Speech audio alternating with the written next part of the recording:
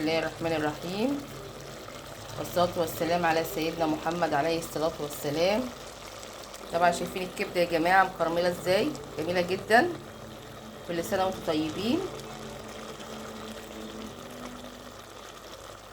دلوقتي يا جماعة اول يوم العيد، كبدة جميلة جدا بتستوي هي.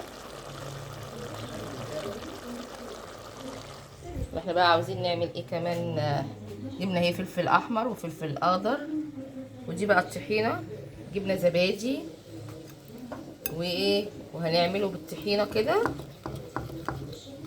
زي ما انتم شايفين.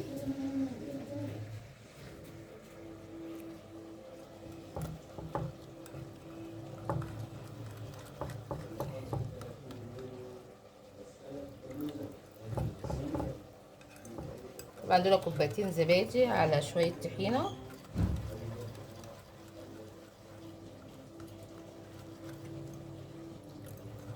طبعا لازم جنب الكبدة يا جماعة الايه الطحينة دي.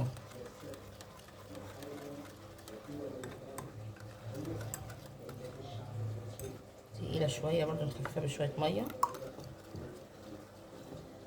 عشان كل ما بتقعد الطحينة على فكرة بتتقل.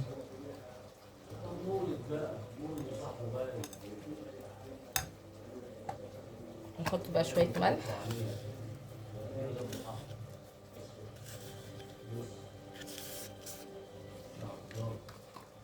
نحط شوية كمون،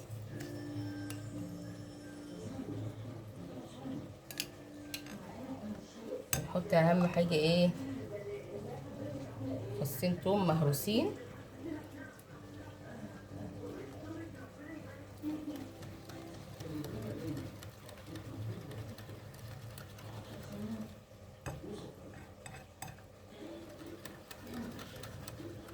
بس قوامها يعني ايه حلو، مش خفيفة قوي.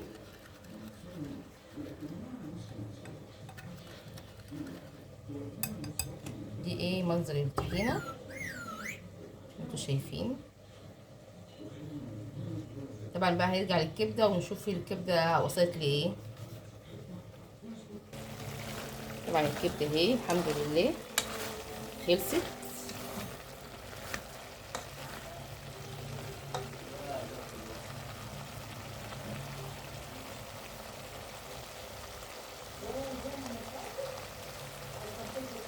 اخر حاجة تحطيها في الكبدة بعد الملح الكمون، عشان بيخلي ريحة الكبدة جميلة.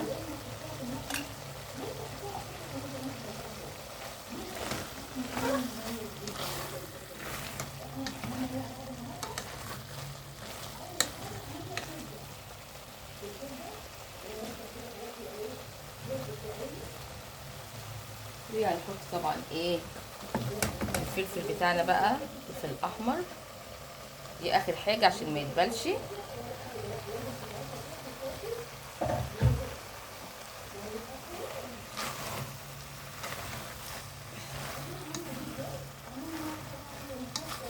شكل الكبدة بقى جميل ازاي، فلفل الوان وكده، فبيخلي الشكل ايه واو.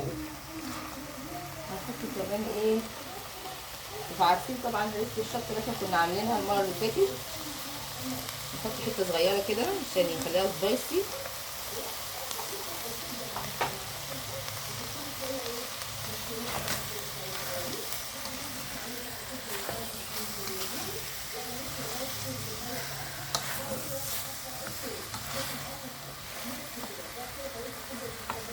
كده خلاص خلصنا الكبدة بتاعتنا. خلاص كده يا جماعة الكبدة خلصت. كل سنة وانتم طيبين. هنغرفها بقى ايه ونفطر ايه. باي باي.